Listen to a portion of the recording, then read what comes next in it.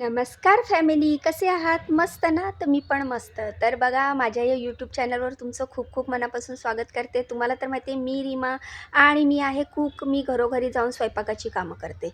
सध्या माझ्याकडे 2 कामं आहेत. तुम्ही जर माझे नवीन व्ह्यूवर्स असाल, पहिल्यांदा माझा व्हिडिओ बघत असाल, तर आत्ताच व्हिडिओला लाईक करा, चॅनलला सबस्क्राईब करा. आज मी तुम्हाला माझ्या व्हिडिओमध्ये व्हेज कोल्हापुरीची फुल रेसिपी दाखवणार आहे. सगळ्यात आधी कढई तापायला ठेवली, त्यामध्ये थोडंसं तेल टाकलं, जिरं टाकलं, कारण हा सगळा मसाला आपल्याला वाटण करायचं आहे. थोडेसे धणे टाकले, थोडीशी बडीशोप टाकली, थोडंसं तीळ टाकलं. हे सगळं आपण थोड्याशा तेलामध्ये, अगदी 1 चमचा तेलामध्ये आपण सगळं भाजून घ्यायचं आहे. तर तुम्ही अशा प्रकारे जर तुमच्याकडे भाजलेलं असेल तर ठीक आहे, पण हे आपण फ्रेश भाजलं की अजून छान टेस्ट लागते. थोड्याशा तेलामध्ये भाजल्यानंतर मी 2 लाल मिरच्या घेतल्या, त्या ह्याच्यामध्ये टाकलेल्या आहेत आणि त्या पण आपल्याला अशा मस्तपैकी भाजून घ्यायच्या आहेत. तर हे सगळं भाजल्यानंतर आपण त्याच्यामध्ये कांदा ॲड करणार आहोत. असाच लांब लांब किंवा मोठा मोठा कांदा कापू शकता, कारण आपल्याला ह्याचं वाटण करायचं आहे. आणि हा कांदा चांगला फ्राय झाल्याच्यानंतर त्यात टोमॅटो टाकायचा आहे. टोमॅटो पण आपल्याला कांद्याबरोबर छानसा परतून घ्यायचा आहे, कारण हे वाटप करायचं आहे आपल्याला व्हेज कोल्हापुरीचं. अगदी झटपट, इझी आणि पटकन होणारी टेस्टी व्हेज कोल्हापुरीची रेसिपी आज मी तुमच्याबरोबर शेअर करते. तर बघा, कांदा टोमॅटो चांगला परतल्यानंतर थोडंसंच ओलं खोबरं होतं, म्हणजे ओल्या खोबऱ्याचा कीस होता, हा रेडीमेड मिळतो डब्यामध्ये. तो मी याच्यामध्ये टाकला आणि तो पण परतून घेतला. माझ्याकडे कच्चे काजू नव्हते, भाजलेले रोस्टेड काजू होते, म्हणून मी हे नंतर टाकते. जर तुमच्याकडे कच्चे काजू असतील तर तुम्ही मिरची जेव्हा आपण टाकतो, लाल मिरची, त्याच्याबरोबर हे काजू पण व्यवस्थित मस्त क्रिस्पी असे तळून घ्यायचे आहेत आपल्याला. तर बघू शकता तुम्ही, मी ह्याच्यात कांदा टोमॅटो लाल मिरची काजू सगळं टाकलं आहे आणि हे सगळं वाटण मी काढून घेतलेलं आहे मिक्सरच्या भांड्यात. तर हे जरासं थंड होऊ देते, तोपर्यंत आपल्याला दुसरं काम करायचं आहे. तर ते पण तुम्हाला बघायला मिळेल. थांबा, तर व्हिडिओ काही जास्त मोठा नाही आहे, त्यामुळे एवढी घाई करू नका. रेसिपी नक्कीच झटपट होणार आहे, पण आपल्याला व्यवस्थित डिटेलमध्ये रेसिपी बघायची आहे ना. तर बघा, असंच मी गरम गरमच वाटून घेतलेलं आहे. असं मस्त बारीक असं वाटून घ्यायचं आहे आपल्याला. तर चला, आता तुम्हाला दाखवते की मी व्हेज कोल्हापुरीसाठी कुठल्या कुठल्या भाज्या घेतल्यात.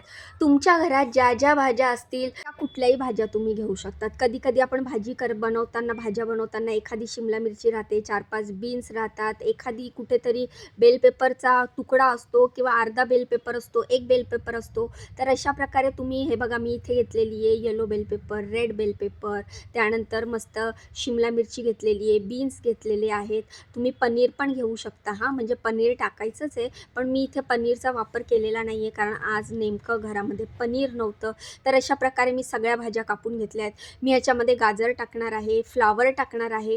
तर ह्या सगळ्या भाज्या आपल्याला मस्त अशा कापून घ्यायच्या, जास्त बारीक नाही, जास्त मोठ्या नाही. तर मी इथे बेबी कॉर्न पण घेतलेले आहेत, बेबी कॉर्न पण कट करून घेतलेले आहेत. फ्लॉवर मी ऑलरेडी कट केलेला आहे, तर 2 बेबी कॉर्न घेतलेत आणि मस्तपैकी असे कापून घेतलेत. मी तुम्हाला म्हटलं ना, तुम्हाला हव्या त्या भाज्या घेऊ शकता तुम्ही आणि तुमच्या घरामध्ये ज्या भाज्या असतील त्या तुम्ही घेऊ शकता. तर अशा प्रकारे मी गाजर घेतले, गाजरचं साल काढले आणि त्याला पण मधून कट मारून त्याचे परत तुकडे करायला घेतले. तर अशा प्रकारे मी सगळ्या भाज्या कापून घेतलेल्या आहेत. तर बघू शकता, फ्लावर पण मी कापते. तुम्ही ह्याच्यामध्ये पाहिजे त्या भाज्या ॲड करू शकता. तर खूप टेस्टी व्हेज कोल्हापुरीची रेसिपी होते ही आणि खूप झटपट होते, म्हणजे जास्त वेळ लागत नाही. तुम्हाला जर सकाळी टिफिनला वगैरे द्यायची असेल, असं वाटतं की बाबा भाजीच नाही आहे, पण मग फ्रीज उघडलं, फ्रीजमध्ये असे थोड्या भाज्या असतात ना, आपण बायका काय करतो, राहू दे, एखादी शिमला मिरची काढून ठेवतो, 4-5 बीन्स फ्रीजच्या ट्रेमध्ये कुठेतरी असतात, मग बेल पेपर असतो, अर्धा वापरला जातो सँडविचला वगैरे, अर्धा तसाच राहतो, पिझ्झा वगैरे बनवल्यावर थोडंफार तसंच राहतं.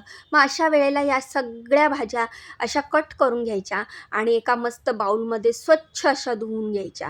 तर धुतल्यानंतर मी कढईमध्ये ज्या वाटण केलेलं आपण, त्याच कढईमध्ये, म्हणजे ज्याच्यामध्ये आपण वाटण भाजलं होतं, त्याच कढईमधलं वाटण काढल्यानंतर थोडंसं तेल टाकलं, अगदी 1 चमचा, आणि मग त्याच्यामध्ये आपण ह्या सगळ्या कट केलेल्या आणि धुतलेल्या भाज्या आपण परतून घेणार आहोत.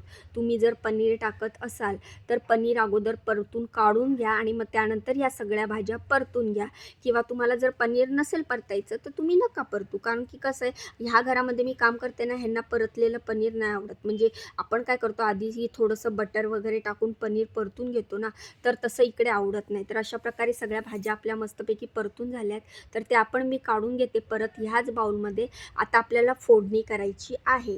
तर फोडणी पण काही जास्त कठीण नाही आहे, सोपीच आहे. तुम्हाला जो हा समोर कांदा, गाजर, बीन्स वगैरे दिसतंय ना, ते मी बाजूला उपमा बनवते त्याच्यासाठी कट केलेला आहे. तर प्लीज समजून घ्या जरा, कारण मला एका टायमाला 2-3 रेसिपी अशा बनवाव्या लागतात कामावर. त्यामुळे मी एकच रेसिपी दाखवता दाखवता त्याची तयारी बाजूला चालू असते. तर आपण जे वाटण केलं आहे ना मिक्सरच्या भांड्यात, ते आपण आता परतून घेणार आहोत. 1 चमचा तेल टाकलं आहे कढईमध्ये आणि त्यामध्ये हे जे वाटण आपण केलेलं आहे, आधी जर सुरुवातीपासून व्हिडिओ बघितला असेल तर तुम्हाला माहीत पडेल कसलं कसलं वाटण केलं आहे. ते वाटण आपण टाकतो आणि ते आपल्याला व्यवस्थित असं मस्तपैकी मिक्स करून घ्यायचं आहे, परतून घ्यायचं आहे. ऑलरेडी आपलं वाटण भाजलेलं आहे, त्यामुळे जास्त टेन्शन घ्यायचं नाही आहे. 1-2 मिनटंच आपल्याला परतायचं आहे. पण जेव्हा आपण मिक्सरच्या भांड्यामधनं वाटण कढईत काढलं आहे, तर त्या मिक्सरच्या भांड्याला जे लागलेलं आहे ते पण तर आपल्याला पूर्ण पाणी टाकून घ्यायचं आहे ना. तर अशा प्रकारे मी कुठलीच वस्तू वेस्ट करत नसते, मग ती कामावरची असू दे, घरची असू दे. थोडंसं जिंजर गार्लिक पेस्ट टाकते.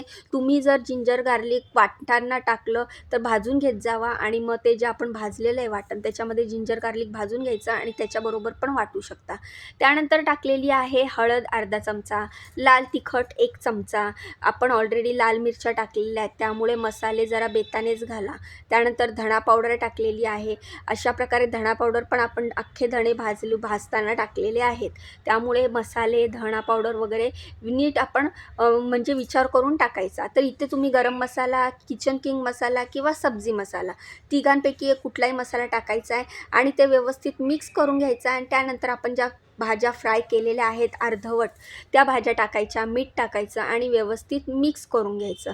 ह्याच्यामध्ये खूप जास्त पाणी टाकायचं नाही. आपण जेवढं मिक्सरच्या भांड्यामध्ये आपण पाणी घेतलेलं आहे तेवढंच पाणी आपण टाकणार आहोत, कारण भाज्या आपण ऑलरेडी परतून घेतलेल्या आहोत.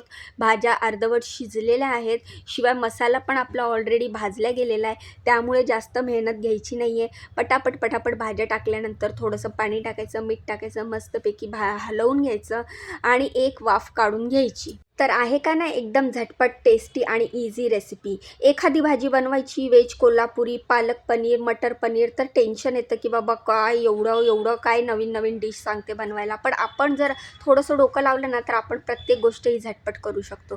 थोडेसे मी ते कसुरी मेथी टाकलेली आहे भाजीला. वर थोडीशी कसुरी मेथी टाकून ते मिक्स करून घेतलं आणि चांगली भाजी चांगली उकळल्यानंतर थोडंसं झाकण ठेवलं.